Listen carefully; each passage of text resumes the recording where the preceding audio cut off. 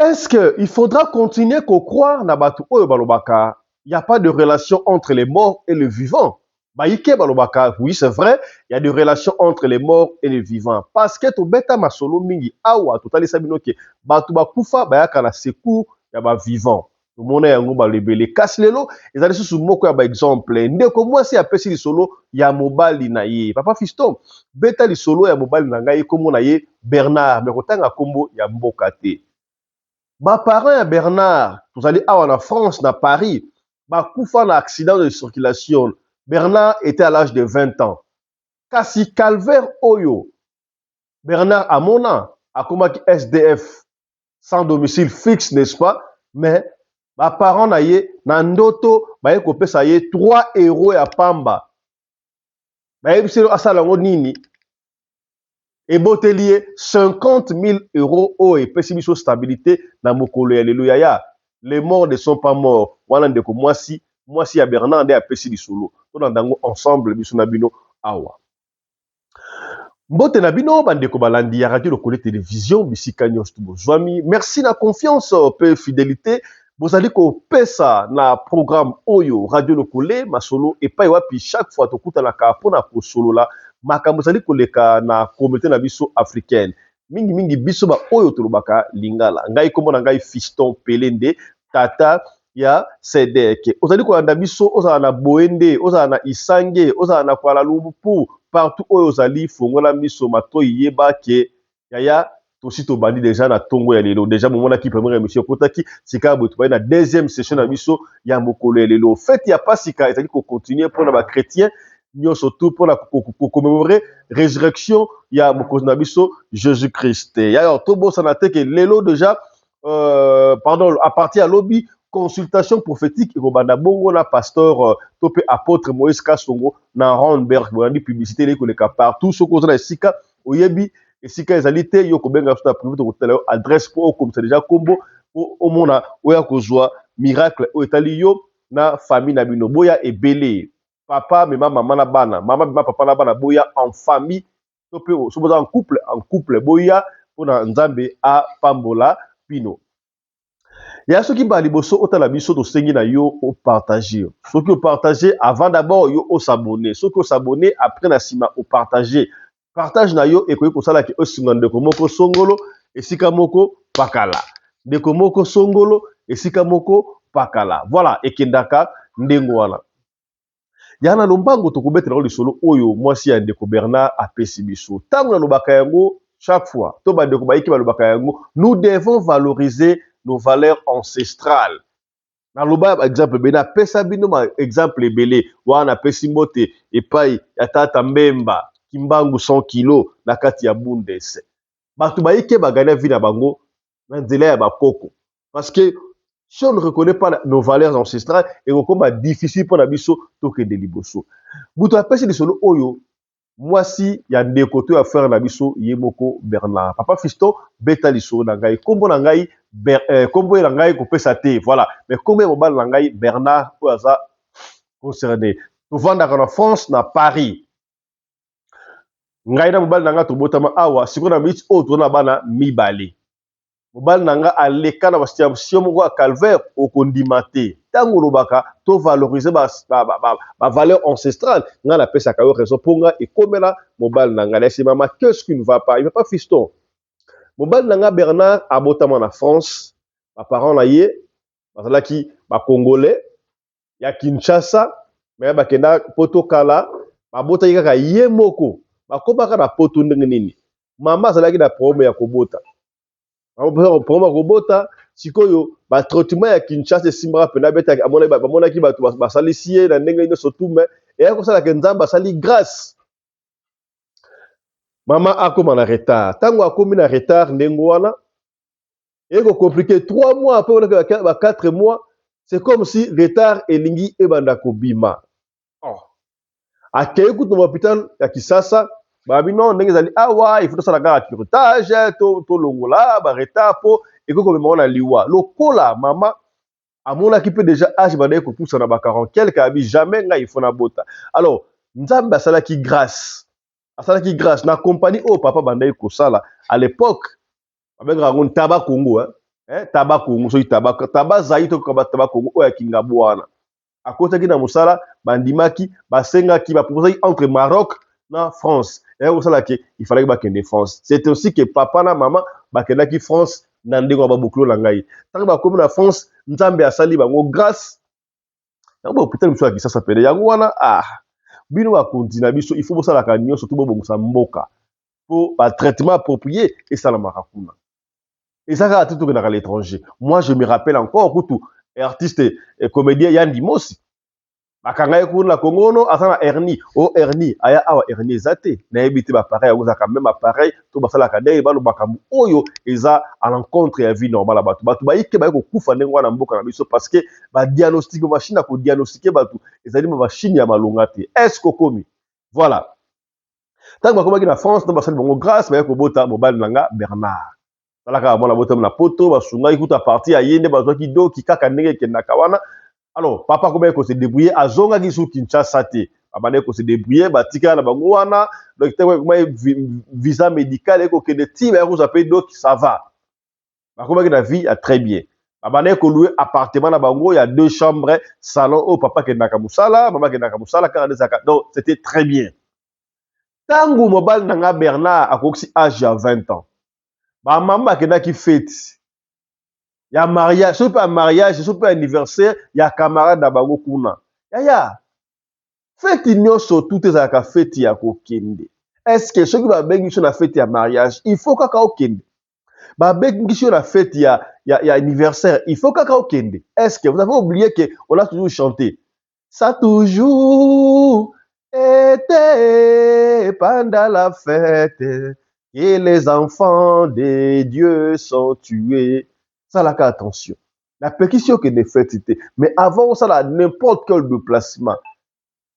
C'est naka makile à Jésus-Christ et conduire comme étant brillant liboso et nasima barrière. Pour, on ne sait pas, bah, esprit a nege boke beaucoup dans la fête, ce qui peut arriver, tu ne sais jamais. Est-ce qu'on commis?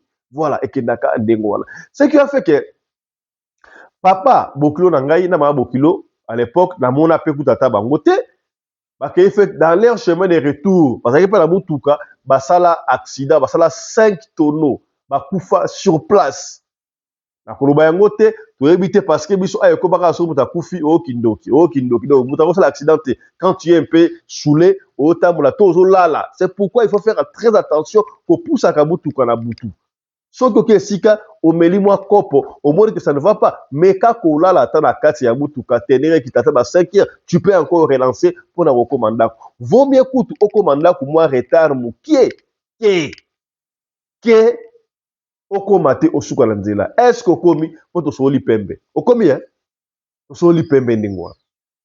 On ne sait pas, on n'a pas détaillé, est-ce que par beaucoup de langues qui n'a quitté, donc on ne sait pas, mais on suppose qu'elle est parce que Bernard, mobile langue lobaki, on a des symptômes alcool. Bon, et pour ça la on peut multiplier, amène ka moi vers mouké, peut-être pongi, le col alcool, zaki dans d'autres et puis le col alcool. Bref, ba kufa.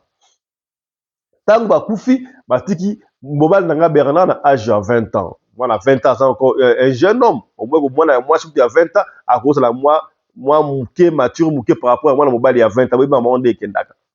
Alors batigela qui appartement de chambre moi mbongo na compte il avait continué à payer alors futa maleko ko kende kutu moi université simbita kati parce que papa na baba ba kufi beka des akala et puis si difficulté à ça là 3 ans na appartement et puis il n'arrivait plus à payer batikeli moi 6 mois il doit toi il valait go simbate alors kolonda ko était obligé ya koyebisa Bernard mobile nanga abima na ndako anyongo uta futa te. Alors Bernard a komaki SDF sans domicile fixe en plein Paris. Eya bande comme ça mona ka ba otamba ba ko ba shege ezalaka volonté na bango te surtout na Kinshasa po ekoba ono ba shege nde bandoki okangi mwana batu ndoki okomisi shege to moni shege oyebi te shege akobaka shege ndenge nini yango wana fe na biso kuma na yembaka yango shege eloko chance eloko pamba ba shege bakoma pe batu na vie ya lelo oyo allez ve na biso Redi Amisi ayekoloba pe shege chance eza natina voilà ekendaka ndenge ça c'est pour encourager batu oyo ba parents bazate ba na difficulté ya oza na difficulté lelo mais lobi nzambe akosala o grâce okomi pe mutu par tous les moyens ezalaka na believe ndima kaka ndenge ozali wana nzambe akotoyo maboko te kendaka ndenge wana parce que lelo basheki bakoma batu bakoma pe na baentreprise bakoma bagrand pasteur toyoka batémoignage ya marke na marke papa Fisto Bernard mobali na ngai bande kolala na libanda SDF na base ya métro balibula ya métro bisika ebele donc sous difficulté impossible alala libanda pendant 5 ans yango bandeko mosusu omonaka na tour de fel wana na tour efe balali libanda bazongolaka na balibula ya métro na bagare du nord oyebi situation na bango te koseka nanu te otala kongolo wana aza SDF oyebi te vi na ye elekaki ndenge nini il faut approcher quelqu'un solola na ye soki abeteli o vi na ye nde tu comprendras esika nini atelemi est ce que okomi yango ekendaka ndenge wana alors un jour mobali na nga azalaki ya kolala na gare du nord na kati ya pongi na ye amoni mama na ye aye na papa na ye baye babenga ye na kati ya ndoto Bernard toza na yo mwana biso oza lisu moko ya biso yo moto omema biso na poto po zemi na yo elingai kobima me nzambe asala grâce ayebi mpo na nini kasi ezalaki volonté ya nzambe nde tokufaki na accident wana me epesi biso pasi yo mwana ndenge otikali ndenge ozali kosouffrir me nzambe ya bakoko akozala na yo mama akota liboko na saki na ye apesa Bernard abemoni eza 3 billets oyo 3 pièces donc 3 euros libende moko libende mibale libende misatu 3 euros abi nayebi kosala difficulté osala nzala 3 euros oyo kosomba nango eloko ya kolia te mais kende esika babetaka basombaka bakarte ya kogratte somba karte ya kogratte gratte yango départ à vie na yo ekozala wana papa Fisto Bernard mobali na nga alamuki na ntongo boye atali abi oyo ezalaki ndoto to ndenge nini ezalaki ndoto kaka oyo nga na lotaki y a pas de souci mais abouge boye atie maboko na poche parce qu'il n'avait rien atala boye asimbi mo mabende moko babende na simbi abimisa boye 3 euros 3 euros à se souvenir même électricité à se souvenir mbala moko na ndoto oyo alotaki wana 3 euros yango kasi mama lobaki nakende kosomba ba voucher ba carte oyo akokrate vi na nge kobana ndenge wana yaya ere moko ne négligez pas bandoto nzambe to bakoko basala ba 1001 moyen ya koloba na biso nyonso tukataka kindoki te loti papa na bango y a pas de lien entre les vivants et les morts adoti boye y a pas de lien entre les vivants et les morts qui vous dit tout ça qui vous dit tout ça des fois il faut réfléchir talaka bato bayike vi na bango ekobonga te parce que baali ko négliger bokoko oyo ya biso on néglige pas bokoko même Jésus moko tolandaka anégligaki bokoko na ye te ba tradition anégligaki yango te anégligaki yango te what you go together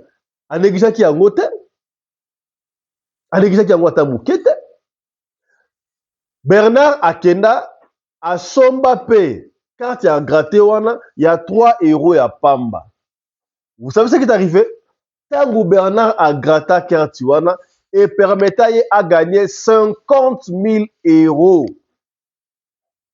Bernard a gagné 50 000 euros, papa Fiston Ban Nangai. Yango esala ke emema vie et pe sa stabilité na vie na ye ekoma ndenge ekomi wana. Ba parents na ye ba ki na secours pour na ye. Alors ba oyo ba lobarake, il y a pas de relation entre les vivants et les morts. Il n'y a pas de relation entre les vivants et les morts. Parce que la raison, tout le monde a la raison. Au moins, il y a comme la histoire, il y a Bernard Yangouana, tala bango de bagana vie, kaka, na papa la maman, oh ben la bango. Yo papa la bino, koko la bino, leki na yo, yaya.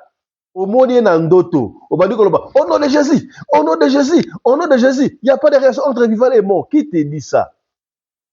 Qui te dit ça? Même Bible yango mo ezoloba tango Jésus akufaki akendaki koteya liloba Nzambe na batombo kuna bato bandimaki baseko na ye. Eya, valorisons culture ya biso africain. Vous allez voir beaucoup de choses. Surtout reconnaître dans le pays belé africain, on va reconnaître la valeur ancestrale. Dans la bango ça un peu moins bien par rapport à pays mususu. Je suis ici, ba Nigérian, mon Nigérien des accords, ba reconnaître ba ancêtre na bango. Dans la Nigérian des années quand même. Afrique du Sud oyo, ba reconnaître ba ancêtre na bango. Ba chef coutumier, nyoso tout, dans l'Afrique du Sud des années. Est-ce que comme ba Maroc wana? Vérifiez, vous allez voir. Donc, tala lisolo oyo, moi si apesi ya mobile na eto beta Bernard pona kotalisa bino ke to nekija bandoto te. Tala ndoto ya Bernard elati nzoto alandi makambo oyo ba parents ba esaki ye. Lelo yo Bernard roule carrosse, papa Fisto, nous allons bana mibale, nous vivons très bien toujours à Paris. Parce que degré mobile nanga kondaka wala ye moka esanga mais tant on a ya kuta na ye na mona yango tenga na mona ki da vie se bandaki déjà. Mais c'est nous kondaka po photo ça ide photo yango pe wapi azalaki akomaki objet ya moquerie. Et au moins la kingani te au moins ni ba parents na ba faire l'accident na autoroute kasi et akoma boye vous êtes là pour la kochola bato. Bon ça dit peut-être que papa na ye maman na ye tant azalaki en vie abandaki kosunga yo. Mais et comme il dit to pesi pe to lembi aluka et bon to tene ba parents ba kufa. C'est ça les gens de l'homme. Yango atako kaba tala moto fo kabela. Po monde oyo ezali kaka terrible. Est-ce que komi c'est que bien voilà. Ya to soki na lombangu susu makambo oyo ya pasteur Walesa. Pasteur Walesa batangi bakomboye. Pasteur Walesa ayeli susu na révélation en somme sur l'affaire de pasteur Balthazar. O abenge pasteur Balthazar pour ni pasteur Balthazar, pasteur oyo entre parenthèses il paraît pasteur Walesa abengana il paraît tout mona ki yango ndenga abengana ki ba misusu balobaki ezali makiona ezali ba théâtre mais on avait vite compris que ezali kambu ya solo kutu ba collègue na ye ba pasteur. Là je vois voici l'homme alobaki yango yo bengani mutu na église. Est-ce que yo moko ozali saint? Yo moko ozali saint? À s'expliquer qu'il a ndenge wa. Alors ceux qui ozali saint tout la kine mutuna botuna Walesa pour aller à génération espace Schengen te il vous dira quoi avant de kozongela yango awa. Lokola et comment nango lokola ba seki alors ba pasteur ba comment ba il y a droit o ba sa ba lokola biso yoka na ba réaction au salaki réponse nango et pas ya Walesa yango landa Walesa. Tango tomoni trop c'est trop. Amen. Oyo aza aventurier akoya kosala ba scandale il faut kobengana ye publiquement. Amen. Mais c'est ça. Vous savez très bien comme d'habitude nous avons l'habitude d'appeler les fidèles ici qui se sont méconduits. On a l'habitude de crier qui se sont prostitués passés ici. Ils pensent que ce soit ici, nous l'avons fait même à Brazza. On n'a jamais chassé tous ces fidèles-là parce qu'ils se sont prostitués. Non, c'est notre travail de les encadrer jusqu'à les amener à la perfection. On ne peut pas directement chasser quelqu'un, mais lorsqu'on encadre, on va juger, on va voir la première fois, deuxième fois, trois fois. Écoutez un autre dossier qu'il avait fait. Jour Sainte Seine. Les jours où nous avons célébré la Sainte Seine. Au niveau des Fiki. Qui était présent? Que Dieu vous bénisse. Ces jours-là, à la fin de la prière de cette Seine, il y a une sœur qui était aussi là.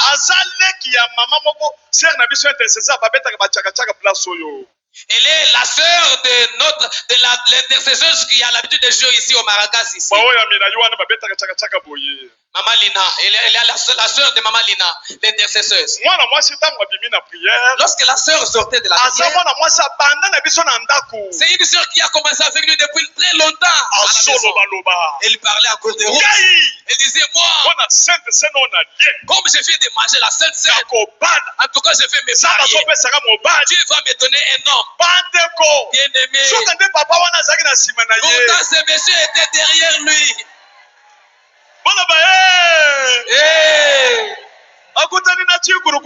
Il a rencontré les Chikulukuku.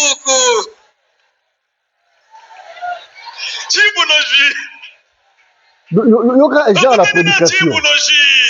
Il a rencontré les Chiboulogi. Parce que lorsqu'on avait l'habitude de jouer à la carte,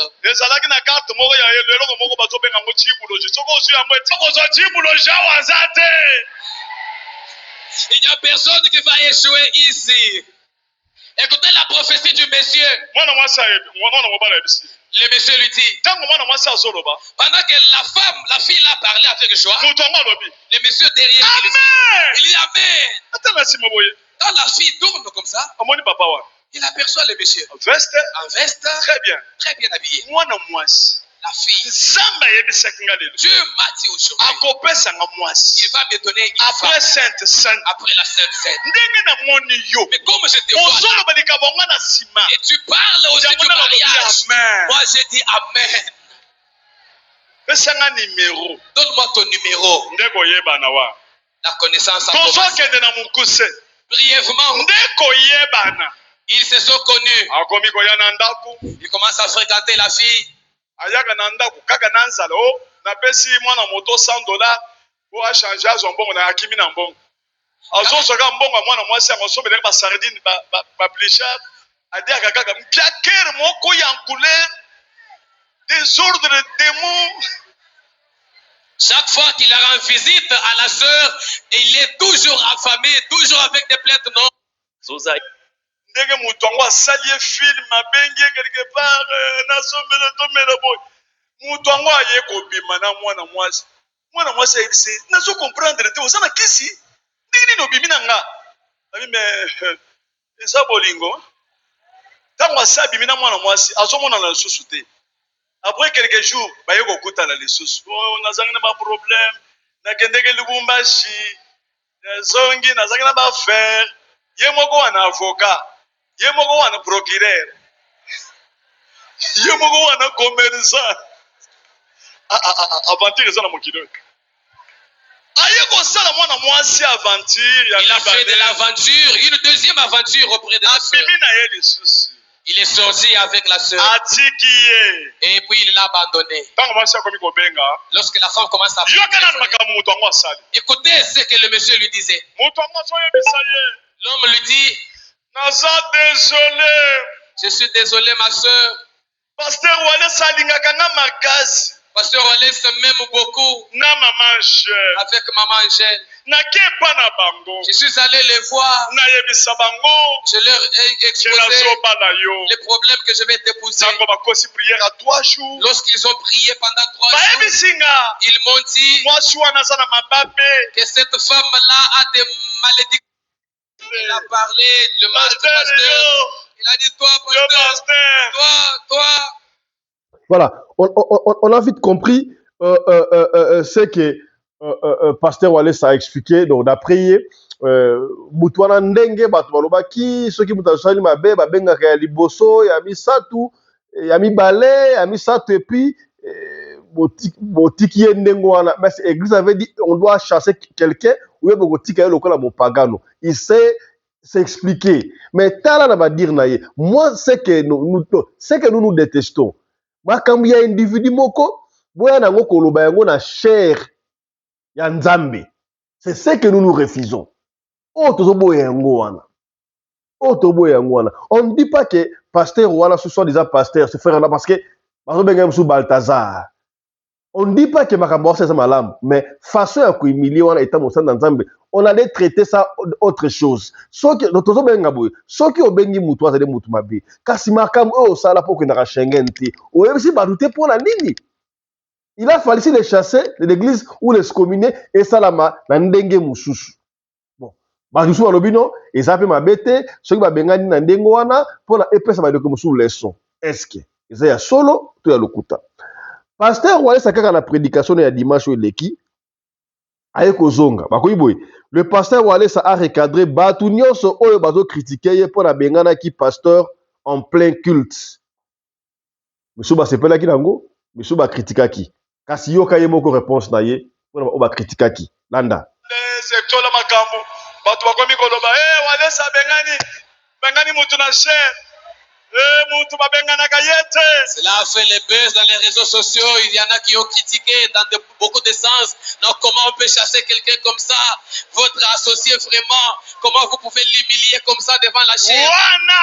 Batu nyonso balukaka ba mona biso atana mwa erreur ezate.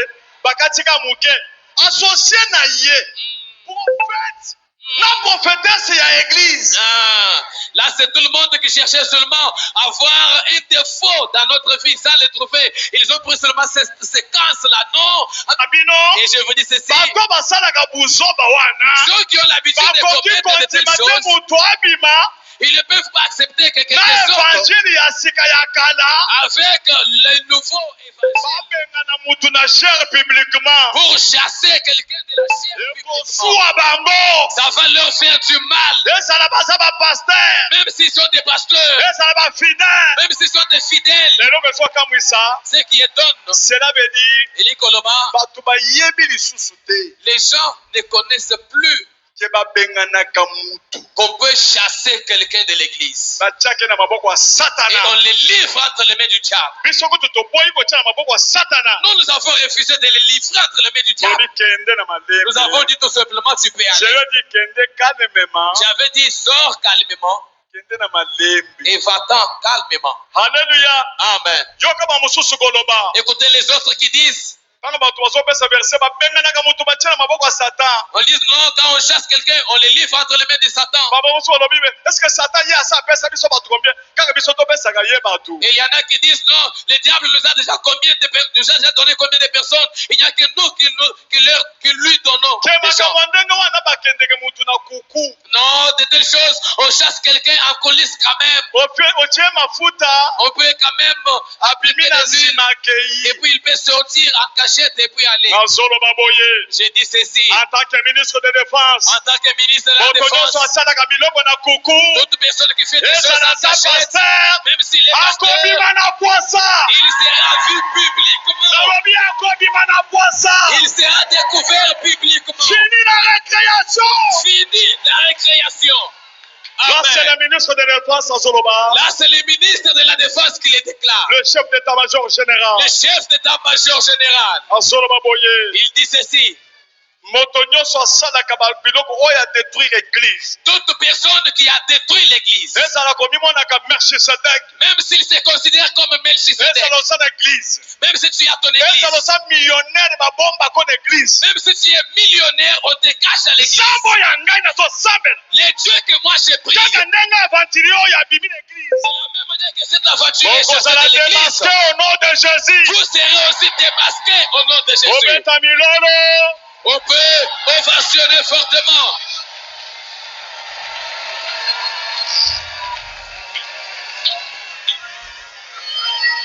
Voilà. Ça, c'était le pasteur Walesa. Na sepe na loko mora lobi ane oyo trop c'est trop. Même si au bomba une église, même si au lingi kolobate, tu seras démasqué cette fois-ci. Nyonso ya nkuku nzambe oyo ye akobimisa. Alors na lingi na tuna boy. Nzambe oyo ye apesi ye courage te, ye quand même ayebisa biso e kozongela ngo chaque fois parce que ye aye na réplique ndenge bato balobi abengani pasteur mo so soit dans l'église. On ne dit pas que pasteur waza associé na ye, non, pasteur waza associé na ye te, fi wana pe azali mutu église na ye te, tomona ki témoignage azali mutu église ya Matadi, mais du fait ya koyimile mutu ndenge yango toboyaki ya lobi asali yango même na Bible babengana bato aye ko recadrer ko répliquer bato oyo bakondanaki ye keno se yankuru na mpoasa kasi mpona nini te kaka taka bato bakondane ye batunaki ye yo nde ozali saint mpona nini alobi makambo wana te bozonga boketu na pasteur Walesa ayebisa bino mpona nini ye akendaka so na espace Schengen te asala nini boyoki makambo abenge yo papa fiston yo boye ndenge ye na pasteur Walesa yo bosala na nzambe non. On ne dit pas que ceux qui ont mobateli bampate ozali pasteur que tu dois dérouter. Loi ezali loi. D'après tout le monde est frère et pas nzamba tala bateki au pasteur on a voté. Évangile ozali la biso wana. Pour na nini oteka boté ya Simon ki mbango na église na binote. Boté ya Simon ki mbango te bon. Ces évangiles nous ont amenés par les colonisateurs. Tokoba lokola to yeba yango koleka biso moko. Non. Mouton a humilié malgré ma belle à Salakiwan, dans genre vanté. Voilà, il continue à moquerie la dimanche oye. bon sikoyo soki pasteur wana na esprit wana betaki atambata balingolo bani amanke mosani na nzambe parce que ye pas mosani na nzambe lokola ndingi ba vérité boyebisa walesa pasteur de son état ayebisa la vérité pour la déclaration espace Schengen. C'est pour dire que tout le monde n'est pas parfait, tout le monde n'est pas saint. Est-ce que commis pour l'obikaka bofinga bisote bolobate bolobala nous aveuglement dengoate bo soso la bo sala discernement na makambo to lobaka awa. Allez, to ceux qui awa pour la deuxième session na biso. Portez-vous bien. Santé de faire à tous. Hein. Chap chap. Et tchara.